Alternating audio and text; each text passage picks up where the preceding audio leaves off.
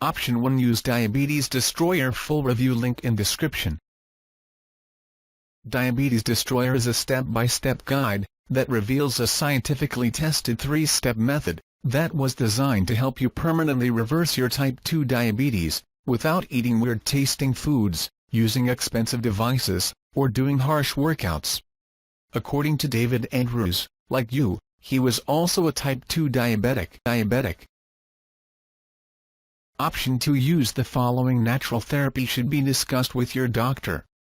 Bauhinia forficata and Myrcea uniflora.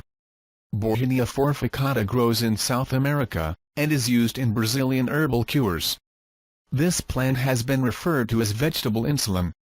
Myrcea uniflora is also widely employed in South America. Studies utilizing the herbs as tea infusions suggest that their hypoglycemic effects are overrated.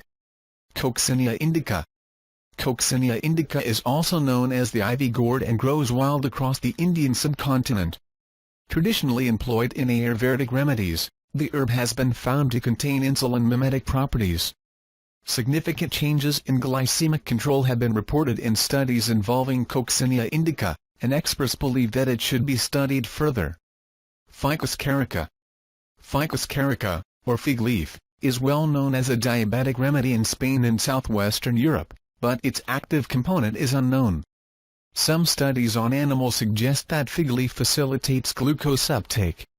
The efficacy of the plant is, however, still yet to be validated in the treatment of diabetes. Ginseng. Ginseng is a collective name for a variety of different plant species.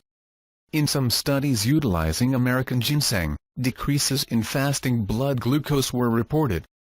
Varieties include Korean ginseng, Siberian ginseng, American ginseng and Japanese ginseng. In some fields the plant, particularly the Panax species, are hailed as cure-all. As is the case with many of the herbs employed around the world in the treatment of diabetics, further long-term studies are needed to verify the efficacy of ginseng. Gymnema sylvestre. Gymnema sylvestre is also employed in traditional Ayurvedic medicine. The plant grows in the tropical forests of southern and central India, and has been linked with significant blood glucose lowering. Some studies in animals have even reported regeneration of islet cells and an increase in beta cell function. Mammardika charantia. Mammardika charantia goes under a variety of names and is native to some areas of Asia, India, Africa and South America. Marketed as charantia, it is also known as Karela or Kerala and bitter melon. The herb may be prepared in a variety of different ways, and may be able to help diabetics with insulin secretion, glucose oxidation and other processes. Acute effects on blood glucose levels have also been reported. Ocimum sanctum. Ocimum sanctum is an herb employed in traditional Ayurvedic practices, and is commonly known as holy basil. A controlled clinical trial showed a positive effect on postprandial and fasting glucose, and experts predict that the herb could enhance the functioning of beta cells, and facilitate the insulin secretion process. Opuntia streptacantha. Opuntia streptacantha is commonly known as the prickly pear cactus in the arid regions where it grows. Inhabitants of the Mexican desert have traditionally employed the plant in glucose control. Intestinal glucose uptake may be affected by some properties of the plant, and animal studies have found significant decreases in postprandial glucose and HbA1c. Once again, to validate the prickly pear cactus as an effective means of aiding diabetic patients, long-term clinical trials are needed. Silybum marianum. Silybum marianum is also known as milk thistle, and is a member of the aster family.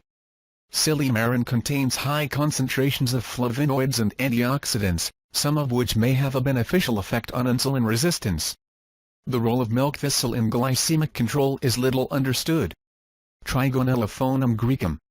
Trigonellophonum graecum is known as fenugreek and is widely grown in India, North Africa, and parts of the Mediterranean. It is also a part of Ayurvedic treatment, and is used extensively in cooking. Of the few non-controlled trials that have been carried out on type 2 diabetics, most report improved glycemic control. Further study is certainly warranted.